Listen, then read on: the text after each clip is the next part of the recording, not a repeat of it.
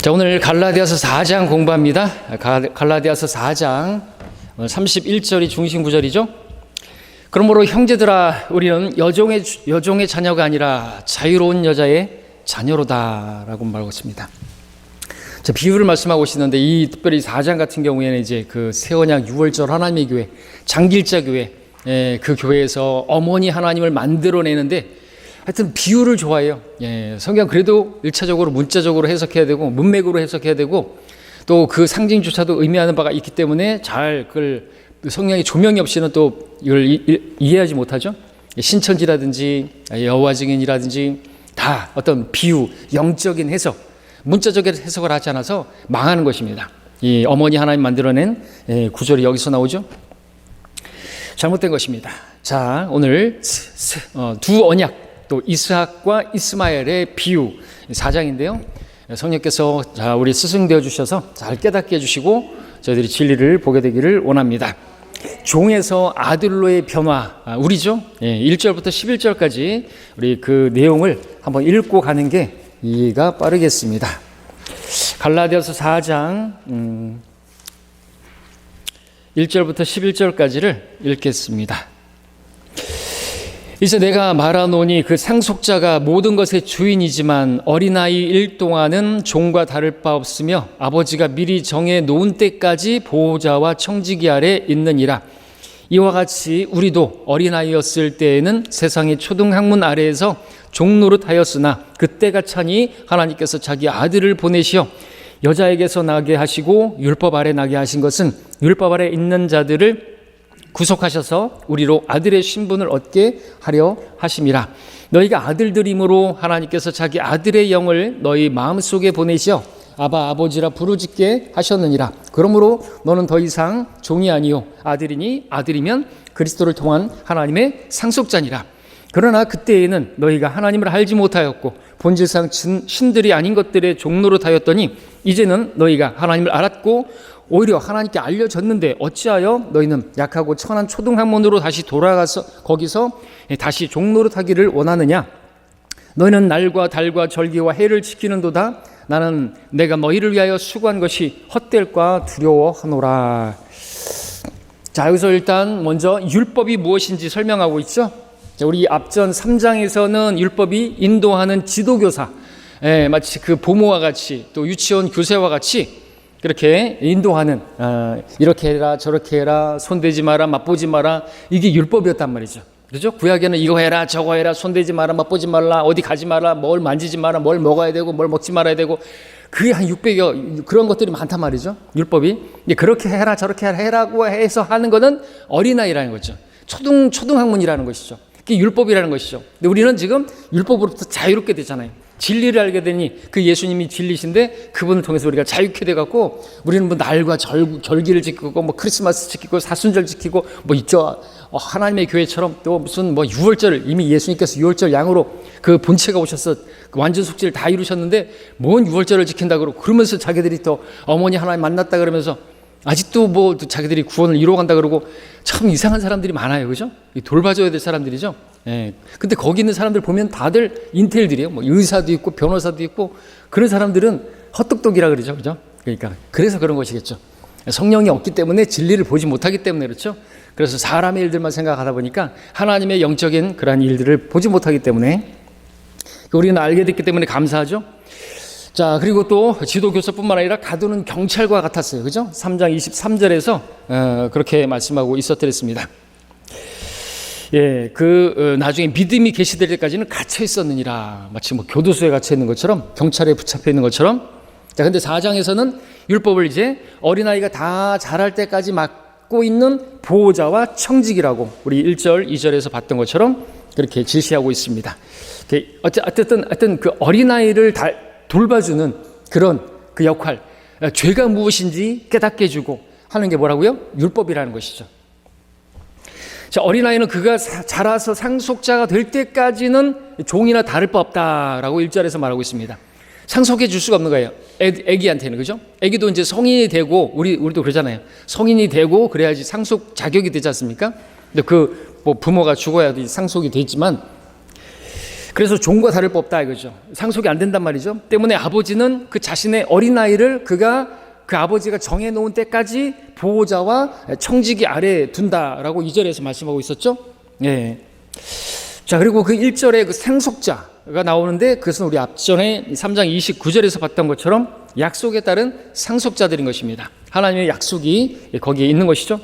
우리는 그리스도 예수 안에서 약속에 따른 상속자들이 되었는데 우리의 이전 상태, 어린아이, 종과 다를 바 없었습니다. 그죠? 우리는 또 죄의 종로로 하고 있었고 약하고 초등학문에 따라서 또 모든 종교인들도 지금 그러고 있고요. 자, 2절에 보호자와 청지기 아래 있느니라 이 말씀, 3절에 세상의 초등학문 아래에서 이 말씀, 그리고 5절에 율법 아래 있는 이라는 말씀 같이 연결되는 것입니다. 그래서 율법 아래 있는 것은 세상의 초등학문 아래 있는 것이고 그것은 마치 보호자 청지기 아래 있는 그러한 아이들과 같은 그런 모습이다 이죠. 따라서 보호자와 청지기는 세상의 초등학문인 율법을 그렇게 상징하고 있는 것이다 이죠. 자, 그런 우리였는데 이제 아들의 신분을 우리가 얻게 되었다라고 말씀하고 있는 것이죠. 자, 우리는 아버지가 미리 정해 놓으신 때까지 보호자와 청지기 아래 있는 어린아이 같았습니다. 세상의 초등학문 아래서 종노릇하고 있었지만 아버지가 미리 정해 놓은 때, 바로 그때가 4절에서는 그때가 천이 바로 예수님께서 오신 그때를 말하죠. 하나님께서 그분의 아들이신 예수 그리스도를 이 땅에 보내셨습니다. 그래서 율법 아래 나게 하시고 십자가에서 그 모든 율법을 다 지키시고 그리고 죽으시고 부활하게 하심으로써 이제 율법 아래 있는 우리들을 구속하셔서 우리로 아들의 신분을 얻게 하셨죠. 그리고 우리가 율법을 다 지킨 사람 마냥 그렇게 우리를 여겨주시는 것이 되었습니다. 그러한 사람 된 것이죠. 완전한 사람이 된 것이죠. 완전한 의인이 된 것입니다. 그래서 우리가 아들의 신분을 얻었고 그 아들들에게는 바로 상속이 주어지는 거예요. 우리 하나님의 아들들, 그리스도와 함께한 공동 상속자들이라고 말씀하시죠. 우리가 하나님의 자녀이면 또한 상속자들이니 로마서 5장에서 말씀하고 계시죠. 그것과 연결되고 있죠. 자, 그 다음에 우리 아들의 영이라는 부분을 주목해서 보겠습니다. 본문 6절에서 하나님께서는 그분의 아들들에게만 그분의 아들의 영을 보내신다고 말씀을 하고 있죠. 아들들이기 때문에 자기 아들의 영을 하나님께서 너희 마음속에 보내셨다 말씀하셨습니다. 자, 하나님의 아들의 신분을 얻은 우리에게는 하나님의 아들의 영이 와 계시게 되는데 이로써 우리는 그래서 하나님을 정당하게 아버지라 부를 수 있게 된 것입니다. 아바, 히브리어죠. 선택된 백성들, 그 히브리인들, 이스라엘 백성들뿐만 아니라 이제 우리가 바로 그러한 이제 그렇게 부를 수 있는 자격이 주어져야 돼요. 전에는 아버지가 아니었는데 지금은 아버지가 되었다는 것이죠. 완전히 입양이 됐습니다. 이제는 또 종도 아니고 상속자로서의 권한이 있는 아들이 된 것이에요. 그 정도로 우리가 신분이 신격이 된 거죠. 그전에는 죄인이었고 우리는 약속도 없었고 상속도 없었고 아무것도 없었는데 이제 우리가 예수를 통해서 그 하나님의 아들을 통해서 아들들이 되었기 때문에 이제는 상속자가 된 것입니다. 그렇죠? 자, 하나님을 아버지라 부를 수 있다는 것은 우리가 더 이상 종이 아니라 아들들, 곧 그리스도를 통한 하나님의 상속자들임을 보여주고 있는 것입니다. 그래서 이 단어 하나하나가 정말로 중요한 것이죠. 그래서 이 점은 또 우리를 4장 1절과 또 아까 말씀드렸던 것 로마서 5장이 아니라 로마서 8장에서 말씀하고 있는 것을 우리가 보여주고 있죠. 함께 로마서 8장을 보고 오겠습니다. 우리가 잘 아는 말씀이죠. 설교에서도 자주 인용하고 있던 그런 말씀, 우리가 정말 암송하고 외워야 할 말씀. 로마서 8장 15절로 18절, 17절까지. 너희는 다시 두려워하는 종의 영을 받지 아니하였고 양자되는 영을 받았으므로 그에 따라 우리가 아버지라 부르짖느니라. 성령이 친히 우리의 영과 함께 우리가 하나님의 자녀임을 증거하시거니와 자녀이면 또한 상속자들이니 하나님의 상속자들이요 그리스도와 함께한 공동 상속자들이니 우리가 그와 함께 고난을 받은 것은 함께 영광도 받게 하려 함이니라 그랬습니다.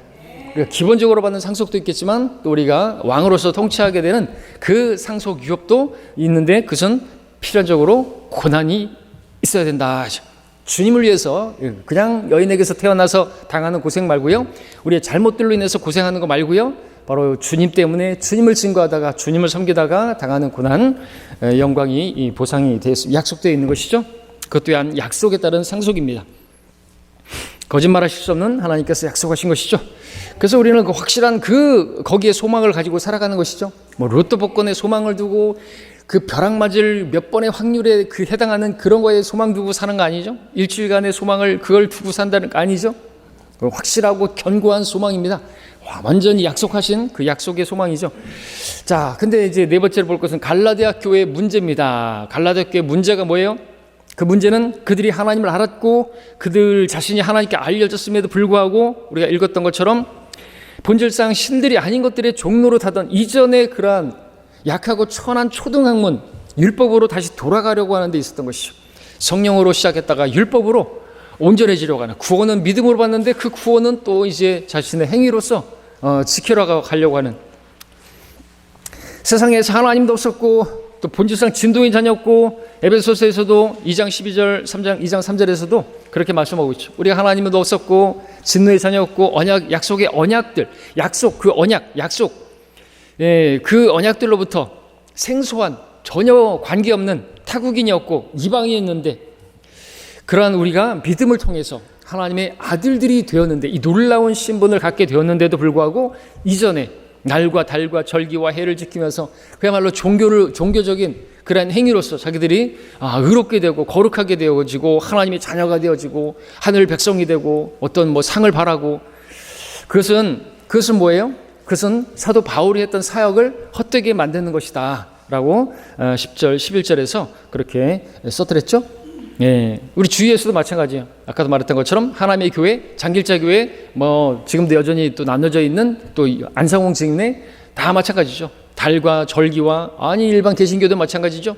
무슨 사순절이니 무슨 맥주절이니 무슨 뭐 부활절이니 이런 것들을 지키면서 자기들이 잘 믿는 것처럼 그런 종교적인 뭔가를 지키는, 또 주일조차도 안식일을 지키듯이 그렇게 하는 그런 것들은 아주 초등학교적인 거죠.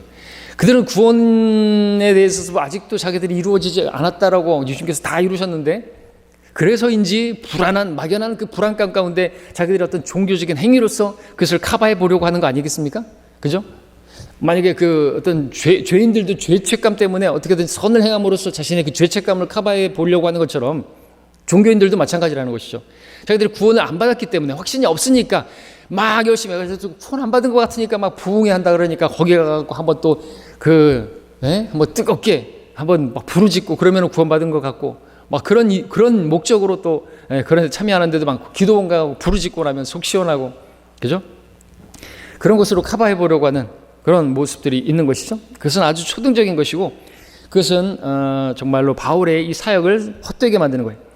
그래서 바울은 자신의 그 수고가 헛되게 되는 걸 두려워했습니다. 11절에서 뿐만 아닙니다. 2장 2절에서 우리가 봤던 것처럼 보십시오. 2장 2절에서도 내가 계시를 따라 올라가서 이방인들 가운데서 전파한 복음을 그들 앞에 제시하였으되 유명한 사람들에게 따로 전하는 것은 어떻게 하든지 내가 달려가야 할 일과 달려갔던 일들이 헛되지 않게 하려 함이라고 했죠. 3장 4절에서도 너희가 그처럼 많은 고통을 헛되이 받았더냐, 과연 그것이 헛된 것이더냐, 그렇습니다. 헛되게 되는 그런 그 사역의 무너짐, 이걸 두려워했던 것이죠. 그렇게 수고했는데, 교회를 세우기 위해서, 그들 믿음 안에 굳게 세우기 위해서, 교회를 세우기 위해서 했는데 그게 헛되게 되는 것처럼 정말 두려운 일도 없겠죠. 특별히 목회자들이라면. 바울은 자신이 애써 공들인 교회가 변질됨으로써 자신이 하나님 앞에 또 낮춰지는 걸 두려워했습니다. 낮춰지는 거. 하나님 앞에 자기가 낮춰지는 게 두려웠다. 무슨 뜻일까요? 읽어보십시오. 자, 이것은 고린도 교회에 보낸 두 번째 서신, 고린도 후서에서도 엿볼 수가 있는데, 고린도서 12장 20절 21절에 보니까 내가 두려워하는 것은, 바울이 두려워하는 게 뭐예요? 내가 갔을 때, 고린도 교회 갔을 때, 고린도 성도들을 봤을 때 내가 바라던 대로 너희를 보지 못할까 하며, 또 너희가 바라지 않는 그러한 나를 너희에게 보이게 되지 않을까 하며, 거기에 다툼과 시기와 분노와 경쟁과 험담과 수군거림과 교만이나 소유가 있지 않을까 함이라. 또 내가 다시 가면 나의 하나님께서 너희 앞에서 나를 낮추시지 않을까 하며, 이걸 두려워했던 것이죠.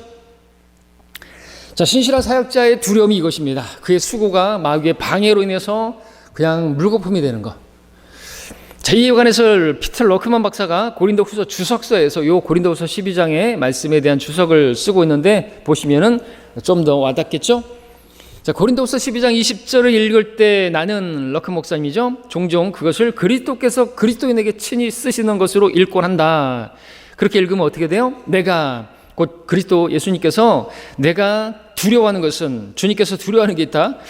내가 갔을 때 곧 그들을 만나러 휴거 공중 재림하러 내려갈 때 내가 바라던 대로 주님께서 바라는 그 교회 성도들에게 바라는 그 삶의 모습으로 너희 그리스도인들을 보지 못할까 하며 또 너희가 바라지 않는 그러한 곧 너희의 죄로 인해서 너희가 나를 만나기를 부끄러워하는 그런 모습의 주님을 너희가 보이게 되지 않을까, 주님께서 그들에게 보이게 되지 않을까 합니다. 알죠? 그렇게 러커 목사님은 읽곤 한다라는 것이죠. 그렇죠? 그런 주님의 음성을 또 그런 주님의 그 마음을 우리가 느낄 수가 있어야 되겠죠. 주님께서 오시는데 정말 우리가 부끄러운 모습으로 우리가 막 무슨 이성 목사님 늘 표현하던 것처럼 무슨 술 마시다가 또는 디스코텍에서 춤추다가 그렇게 만나게 되면 주님도 참 그런 모습을 보기가 부끄럽다 이거죠. 그렇죠? 근데 허물며 그런 내 모습을 주님께 보인다면 얼마나 우린 더 부끄럽겠습니까? 그렇죠? 그런 것이라는 거죠. 갔더니 이게 엉망이. 그래서 그것을 두려운 거죠. 사도 바울도 그것을 두려워하는 거죠. 주님의 마음인 것이죠. 자, 그리고 그 뒤에 그가 열거하는 것들은, 바울이 열거하는 것들은 지금 러커 목사님이 이야기하고 있습니다. 지역 교회 회중들 가운데서 흔히 일어나는 문제들입니다. 우리 교회도 있습니까?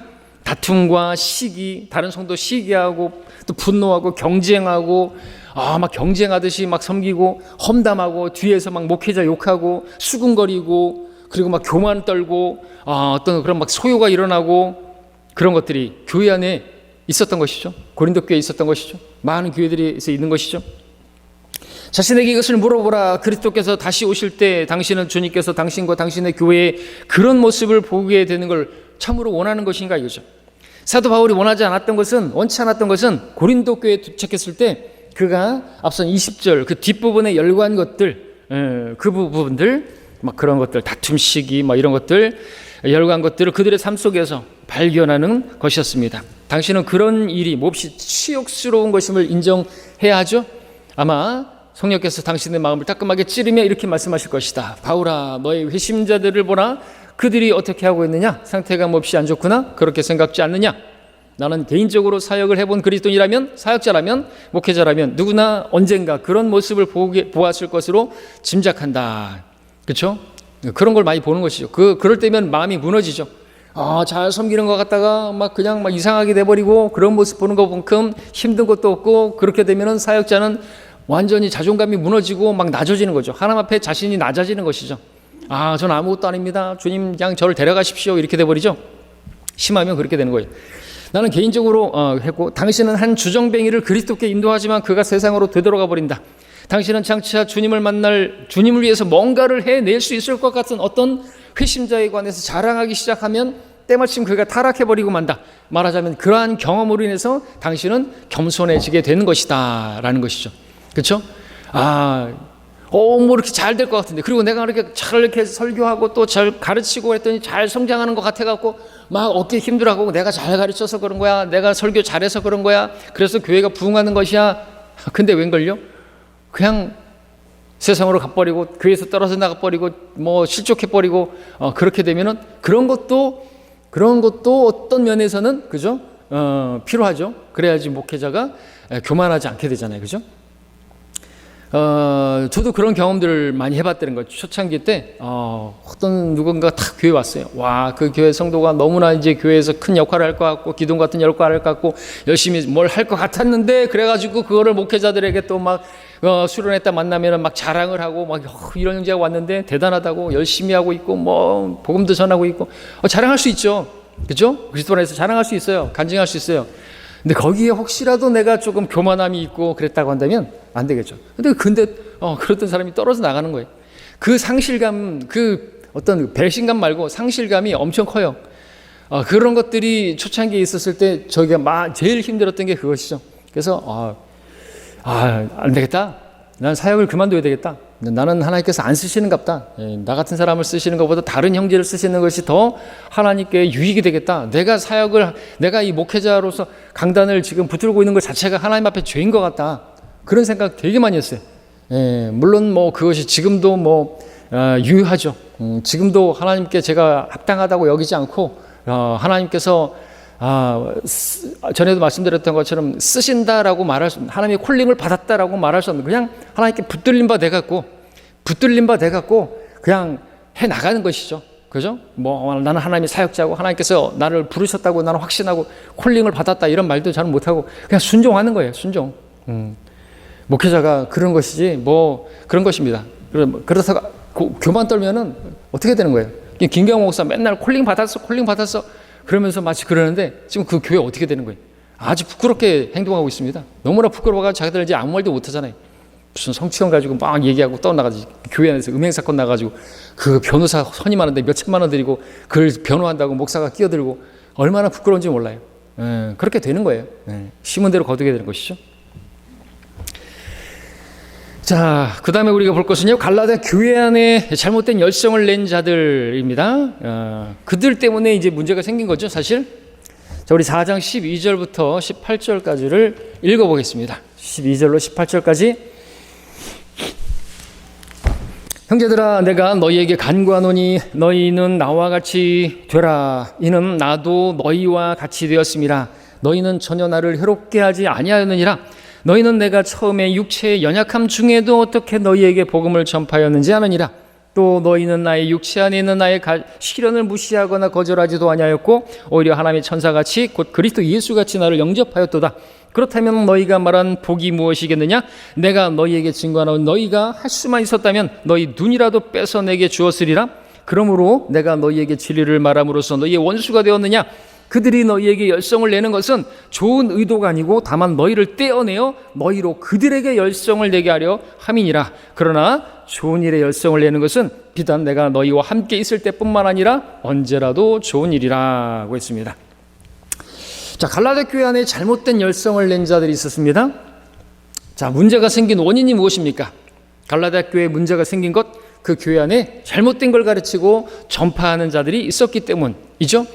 우리 지난주에 3장에서 봤을 때 5절, 그리고 지금 4장 17절 말씀에서 볼 수가 있습니다. 3장 5절에서 그러면 너희에게 성령을 전해주고 너희 가운데 기적들을 행하는 그가 율법의 행위로 하는 것이냐 아니면 믿음을 들음으로 하는 것이냐. 이 구절을 볼 때 많은 교회들이 이 그가 하나님이라고 그렇게 가르친다고 했지만 아니라고 했죠. 그는 누군 것인가 하니까 1절에서 3장 1절에 바로 그 잘못된 걸 가르치는 거짓 교사들, 그리고 지금 4장 17절에서 또 그들이 바로 그가 되는 것이죠. 4장 17절에서 그들이 너희에게 열성을 내는 것은 좋은 의도가 아니고 다만 너희를 떼어내어 너희로 그들에게 열성을 내게 하렵니다. 자기들에게 열성을 내는, 자기들을 추종하는 그러한 사람들로 그 갈라디아 성도들을 삼기 위해서 그들이 그렇게 열성을 내는 거예요. 말하자면 이렇게 해서 얘기하면 쉬울까요? 신천지 이만희가 처음에 열성을 가지고 막 했겠죠. 열정적으로 그들에게 열성을 보였겠죠. 왜 열성을 보였을까요? 그 교회에서 다니는 사람들을 자기에게 열성을 내는, 자기를 추종하는 그러한 사람들로 만들기 위해서 신천지 이만희가 그렇게 열성을 낸 것이다 라고 여러분들이 생각하시면 쉽죠? 마찬가지예요. 교회 안에서도 목자에게서 그 떼어내게 만들고 교회에서 떨어뜨리게 만들고 그래서 분열하게 만들고 그리고 나가가지고 교회에 또 차리고 그런 사람들 열정적입니다. 열성 있어요. 여러분들 속으면 안 되는 거예요. 압살롬도 그 다윗의 그 아버지의 마음에게서 그 백성들이 자기에게로 마음을 돌이키게 만들고 자기를 따르게 하려고 얼마나 겸손한 척했습니까? 오면 막 달려가고 손잡고 막 무슨 문제가 있냐고 그러면서 나에게 얘기하라고, 근데 너를 들어줄 사람이 없다고 왕을 허수아비라고 막 그러면서 자기 열성적으로 했단 말이죠. 속으면 안 되는 거예요. 압살롬 또 외모도 훌륭하고 막 그런 사람이었잖아요. 우리 교회 성경 여러분 있는 교회 성경 침략에서도 그런 사람도 있었어요. 아주 열정적입니다. 정말로 하나님 사랑하는 것 같아요. 그 증거를 보십시오. 지금 어디가 있어요? 하나님 안 쓰시는 거예요. 그런 사람들은 잘못된 것들을 가르쳐서 결국에 자기를 따르게 만들기 위해서 그렇게 마귀가 쓰는 존재들인 것이죠.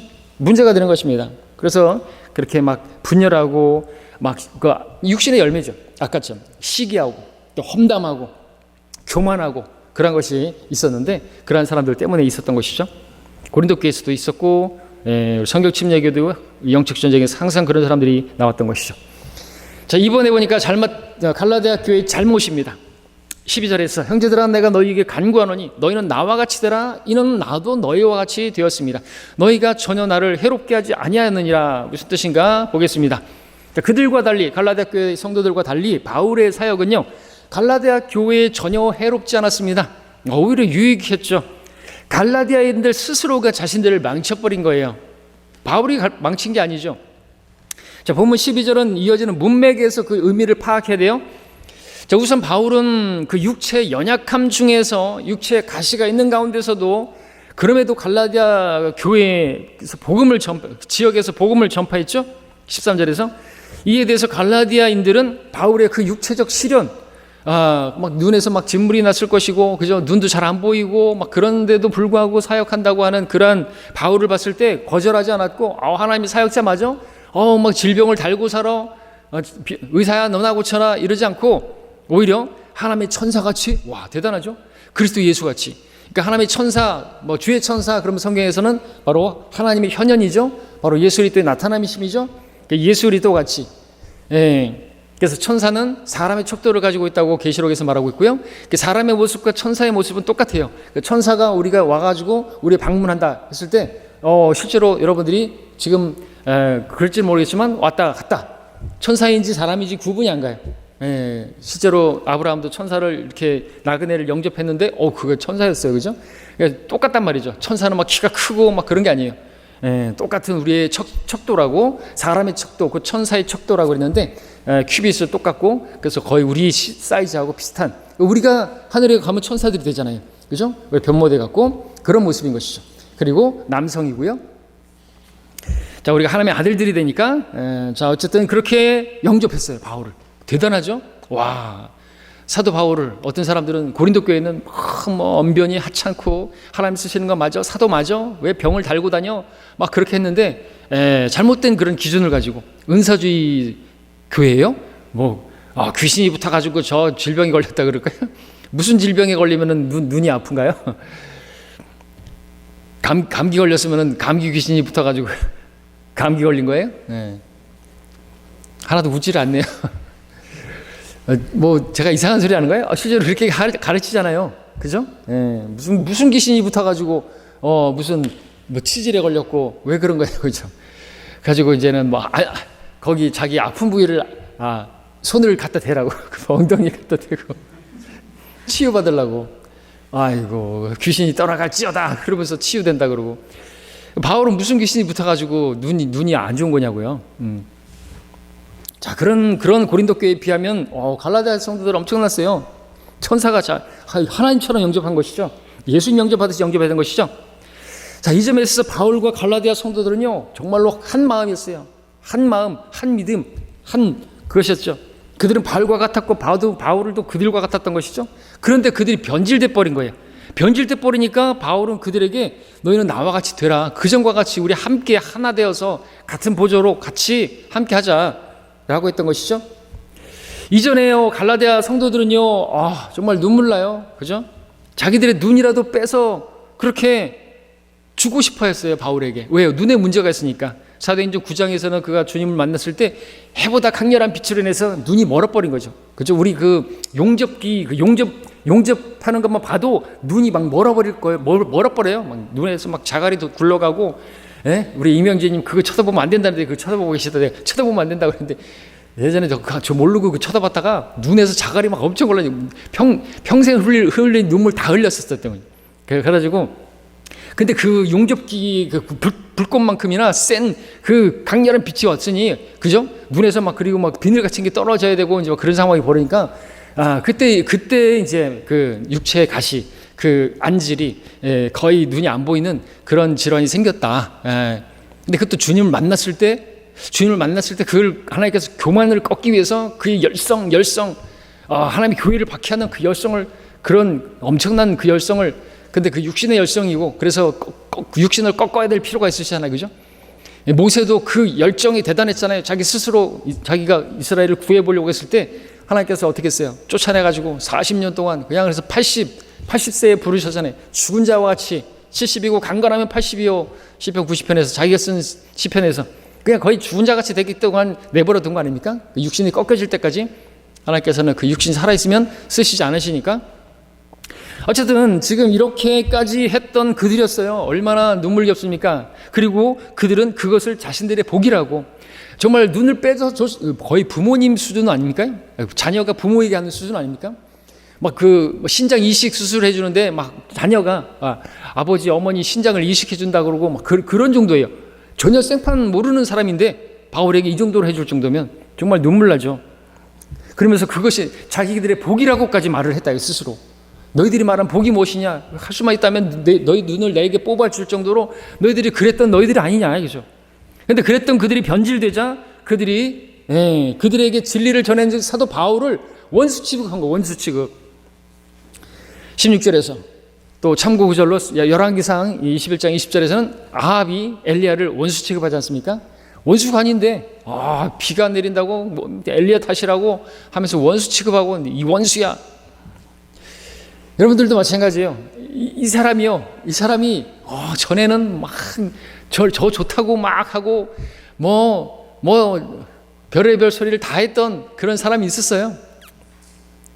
근데 변질되니까 저보다도 저가 그렇게 원수 같은 사람도 없는 거예요. 저같이 원수도 없는 거예요. 그리고 나갈 때는 그런단 말이죠. 원수 별의별 소리를 다 해요. 욕하고 아주 교만하고 또 뭐라 그래요? 아주 고집쟁이라고 자기만 가르치려고 한다고. 자기도 신학 공부했는데 자기도 성경 공부 가르치고 싶은데 자기만 한다고. 그거를 막 서울에다 다 퍼뜨리고 그랬더니 다른 사람들이 그 말 진짜 듣고 수련회 가면 만나면 저한테 인사도 안 해요.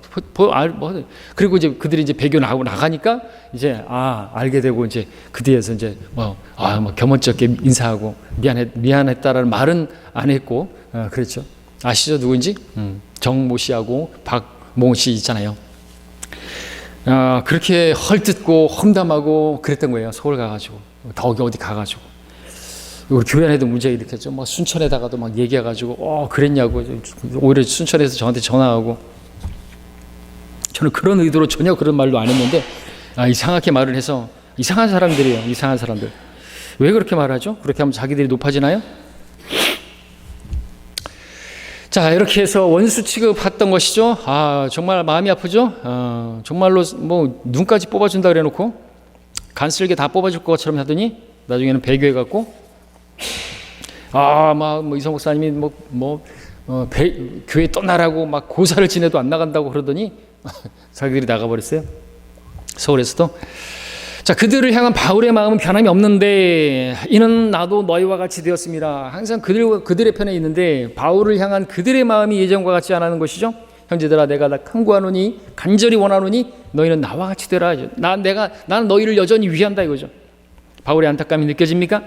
바울이 볼 때 그들에게 그들은 스스로에게 해를 끼쳐가지고 망가져 버린 것이.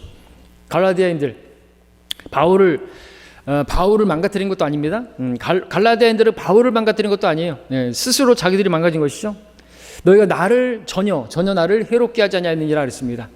그들에게 잘못된 열성을 내는 자들을 받아들임으로 인해 가지고 천한 초등학문으로 돌아가 버린 갈라디아인들, 그들 스스로가 자기들을 망쳐버린 것이죠. 육체를 신뢰하는 그들이 돼버린 거죠. 개들을 주의해야 되는데 개들을 주의하지 않으니까 그 할례를 행하고 그러는 자들, 성경에 개조심이 있어요. 개조심해야 돼요. 자, 바울은 갈라디아인들에게 잘못된 열성을 내는 자들을 정죄하면서도 한편으로 좋은 일에 열성을 내는 것을 언제라도 좋은 일이라고 추천하고 있는 것이죠. 그렇죠. 좋은 일에 대한 열성 얼마나 좋습니까? 주님도 내 만군의 주의 열성이 이것을 행하리라. 주님도 열심히 있는 분이지 않습니까? 그런 좋은 일은 열성을 내야죠. 이 좋은 일에 대한 열성은요, 그것을 지켜보는 다른 성도들을 도전받게 하죠. 분발하게 만들죠. 영적으로 깨어나게 만들죠. 그래서 바울은 고린도 후서에서요 9장 1, 2절에서 그렇게 얘기했어요. 성도들을 섬기는 일에 대하여서도 내가 너희에게 쓸 필요가 없으니 이는 내가 너희 마음의 열성을 알기 때문이라. 내가 너희를, 고린도 교회예요, 내가 너희를 마케도니아 곧 데살로니가 교회 사람들에게 자랑하기를 아카야에서는 지난해부터 준비해 놓으라 하였으니 너희의 열성이 많은 사람을 분발케 하였느니라. 와, 그랬단 말이죠.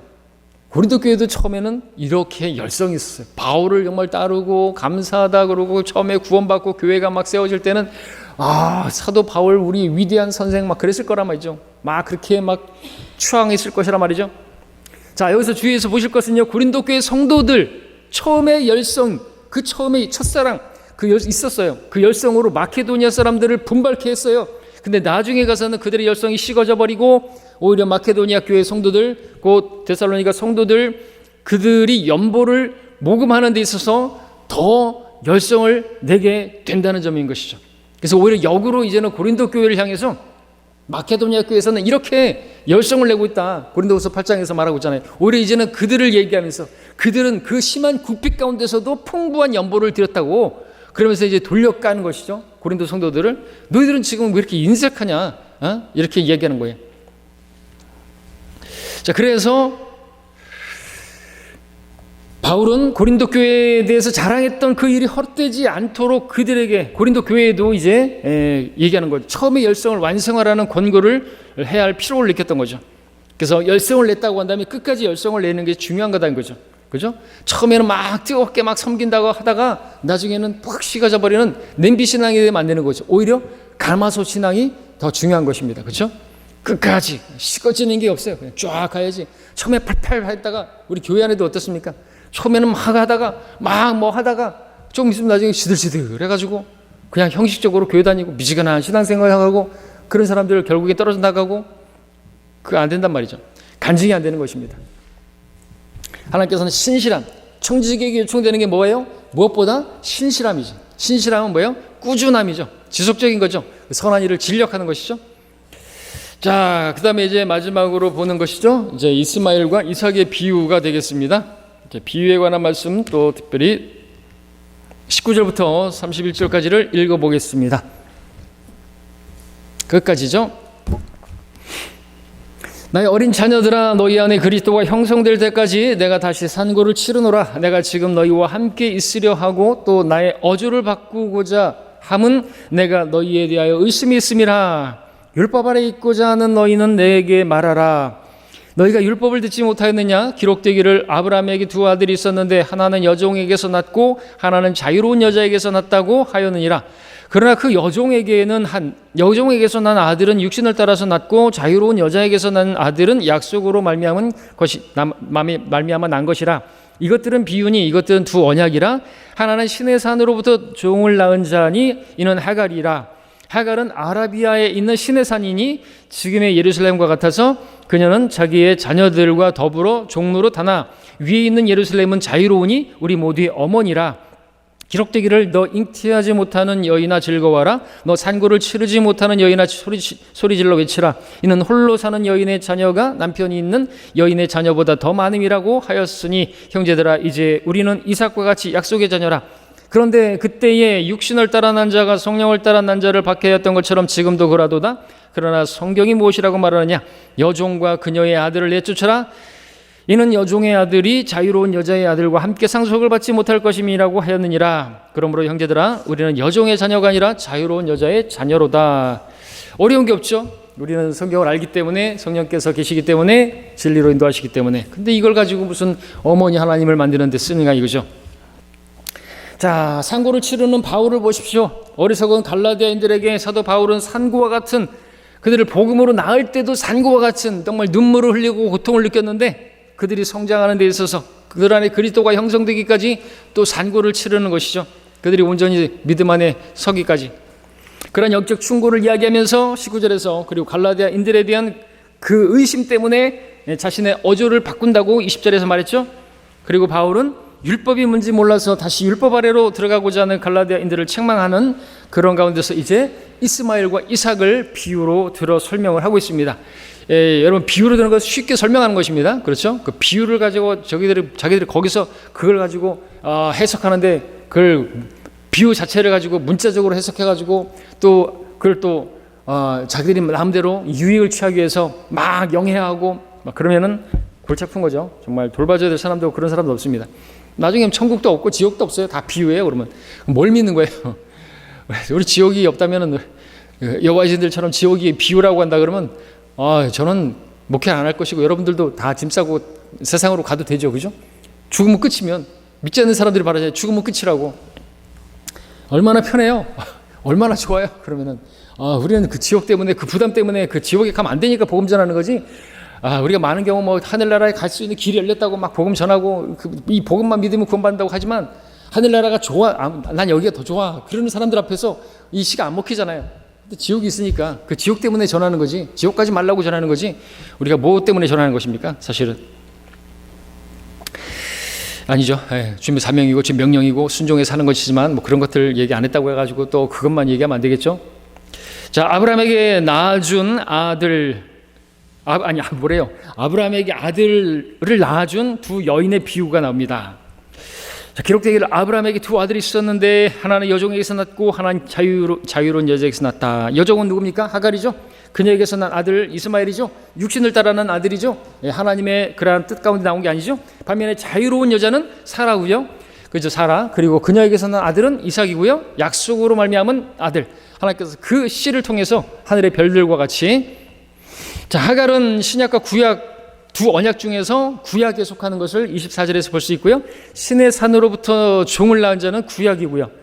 그리고 출애굽한 이스라엘 신의 산에서 율법을 받았죠. 율법의 속박 아래서 율법의 종이 된 것이다. 하갈은 아라비아에 있는 신의 산이고 율법에 얽매여 아직도 그것의 종노릇 하면서 살고 있는 땅의 예루살렘과 같다고 또 비유로 말하고 있습니다. 자유로운 여자 두 언약 중에서 신약입니다. 자유로운 여자는 위에 있는 새 예루살렘 그리고 모든 그리스도인들의 어머니라고 말하고 있죠.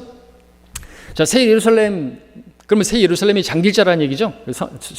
새 언약 6월절 하나님의 교회 장길자 교회에서는 새 예루살렘이 우리 모두의 어머니인 이유는 뭡니까? 셋째 하늘이 우리의 본향이기 때문이죠. 고향과 같은 고향 그러면 어머니가 생각나지 아버지가 생각나는 것보다는 그죠? 자, 갈라디아서 4장에 나오는 종노릇 주목해야 되는 것이죠. 자, 더 이상 율법의 종노릇 해서는 안 된다는 것이 이 비유의 핵심인 거예요.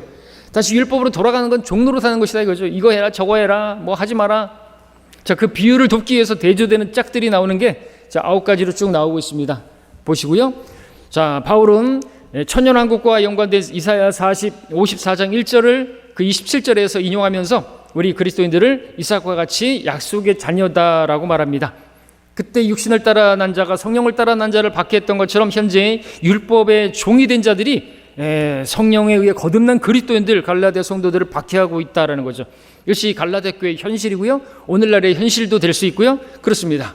그런 사람들이 우리를 갖다 이단이라고 그러고 막 박해를 하고 교회 안에서 또 어떤 율법적인 그런 사람들이 배교회 갖고는 우리 보고 막 누룩이 들어갔네 우리는 가짜네 그러고 있다 이거죠. 자, 이에 대한 바울의 명령이 뭡니까? 그러나 성경이 뭐라고 말하느냐? 여종과 그녀의 아들을 내쫓으라. 이는 여종의 아들이 자유로운 여자의 아들과 함께 상속을 받지 못할 것이라고 했죠. 자, 여종과 그녀의 아들 곧 구약 율법의 종 자유로운 여자의 자녀인 그리스도인들과 아무 관련이 없으니까 그런 자들을 쫓아내야 한다는 것입니다. 그것은 곧 율법을 들먹이면서 사도 바울을 원수 취급하고 박해하고 갈라디아 교회의 그 교회를 무너뜨리려고 하는 그런 자들 교회에서 쫓아내야 한다라는 그런 말인 것이죠. 그래서 우리 교회에서도 그러한 사람들 잘못된 것을 가르치는 사람들 막 험담하고 비방하고 교만 떠는 사람들 그런 사람들은 그래서 추리하는 것입니다. 성경적으로 그래야 순수한 교회가 되기 때문에 그렇죠.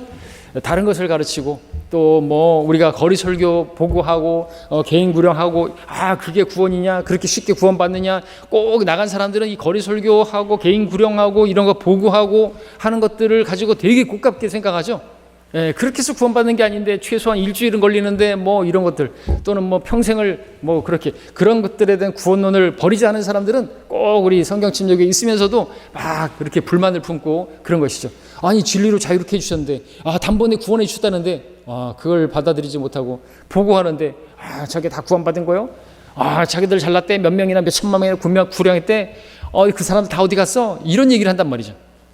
돌봐줘야 될 사람들이에요. 자기들은 은혜로 구원받은 게 아닌 건가 보죠? 그러니까 그따위 말을 하겠죠? 자, 그런 사람들을 쫓아내야 되는 거죠. 자, 그래. 마치겠습니다. 다음 시간에 계속 5장을 보겠습니다.